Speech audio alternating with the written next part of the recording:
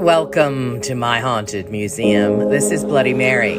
The top 3 New Orleans ghosts are also spirits that I am in regular communication with. I have things that belong to them in my museum, which makes their presence even stronger. This cursed song keeps appearing on people's phones. It's apparently said to appear if you have your music on shuffle mode, and the file name is called imyourproblemnow.mp3. This random occurrence only takes place on nights of a quarter moon. They say that this song cannot be skipped as soon as it starts playing, and the first minute of the song is complete silence, and then suddenly there's this explosion of screaming voices, and this goes on for 7 minutes straight. The warning says that if it begins to play on its own, close your eyes immediately before the screams start. And do not open them during the whole time the song is playing. While your eyes are closed, you might experience these nightmarish images. When you finally open them, you will find yourself in a slightly altered version of the world. So basically, you will enter another realm for a full day. And apparently, in this other world, you will meet this faceless man who you're not supposed to talk to. I don't know, this whole thing is so weird. Obviously, some sort of creepypasta, but still, it's... If you have one of these toys in your house, you need to remove it, and remove it now. A young teenage boy was in his little brother's room late one night, and as his little brother watched a movie, the young teenage boy played with the animated LED spinner and became hypnotized by it. It's said that he looked into this thing for more than 2 hours straight before putting it down and going to bed. But in the middle of the night, that young teenager headed down to the family's garage and grabbed the sledgehammer. As he walked back through the house, he bludgeoned his little brother and both of his parents to death as they slept, and then just took himself to bed.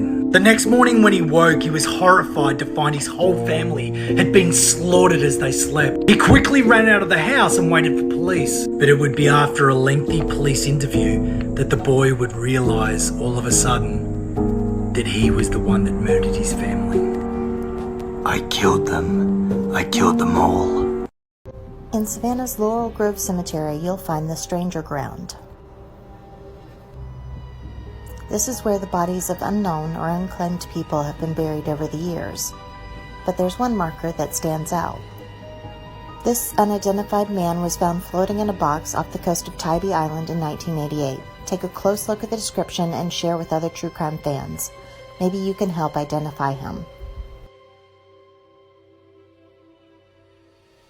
This haunted house gave me the most anxiety of anywhere I've ever visited. I'm not aware of the history to go to this place and was asked by one of my subscribers to check it out and visit. We ended up dubbing this place the Slender Man House because of this creepy graffiti inside of it. For me, I received extreme feelings of anxiety out of the blue in the home's bathroom. I couldn't understand where the feeling came from, but it went away just as quickly as it came about. I don't feel safe. I really don't like this room. We did hear weird noises in there, and we have also picked up some strange things surrounding the room in our other investigations. Blood.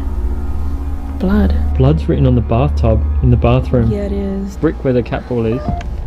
Ooh. If you do that again, we'll stay here for a bit longer with you. Oh my god! Is it really? Mm-hmm. Can you touch that ball again? What do you think of the Slender Man House? Full videos on the Amy's Crypt YouTube channel.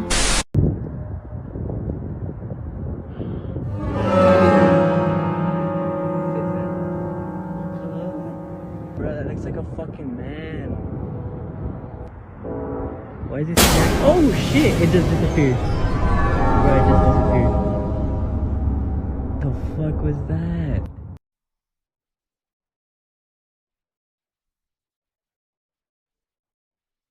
God damn. Oh my god, what is that? Oh my god! What is that?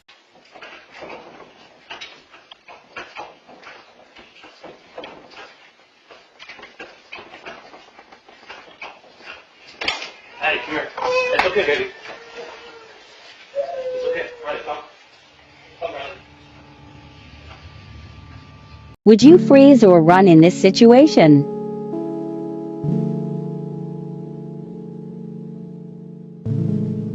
Yesterday, the Pentagon officially declassified and released videos of UFO sightings. I love this kind of shit, so I immediately started doing research. The videos were captured back in 2004 and 2015 by Navy pilots during their training flights.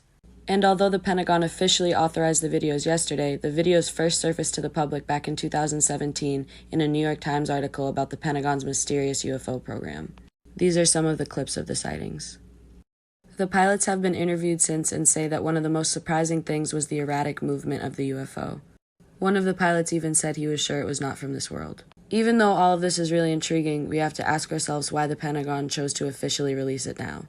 My original thought was because they would assume the public's main focus is the pandemic and that we wouldn't really notice it.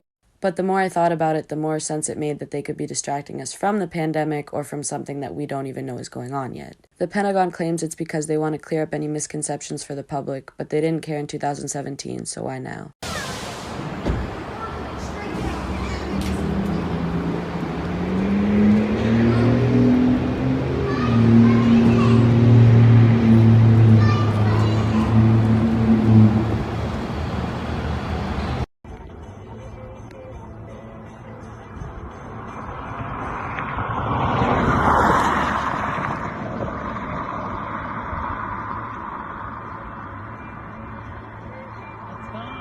No, they're still there. I'm getting it.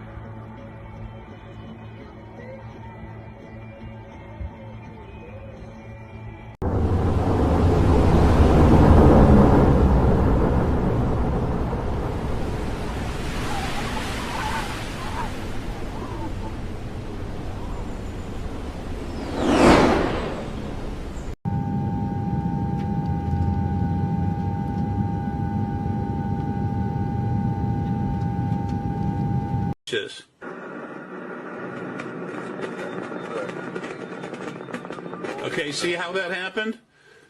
Boom, right away the first one comes in, it's all broken up digital signal. Here you go. There's the first one. Watch, here you go.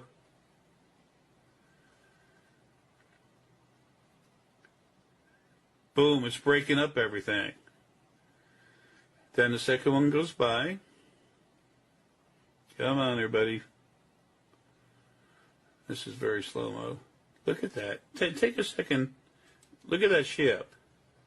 Folks, that is a starship. That is a Sepoian ship. They love the circular thing. Okay, so Josh and I were just sitting outside on the deck, and then we look up, and there's these circle things in the sky. Like, you guys, this seriously looks like an UFO. Like, what the fuck is that?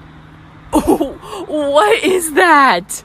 I am seriously super scared right now. Like, we need what? to go. Oh my god.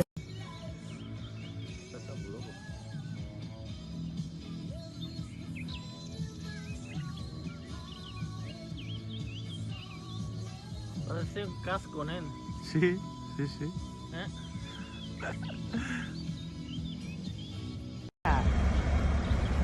Okay, wait a minute, and then now you can't. Okay, where is it? Because I can't see it. It's about... Oh, there it is. Oh my gosh, the aliens have attacked. What is that? What is this ring? It's just floating in the sky. This is some crazy stuff. What is going on? Girl, and it's just sitting there. I know, that's right. Isn't it weird? Oh my gosh. Look at that.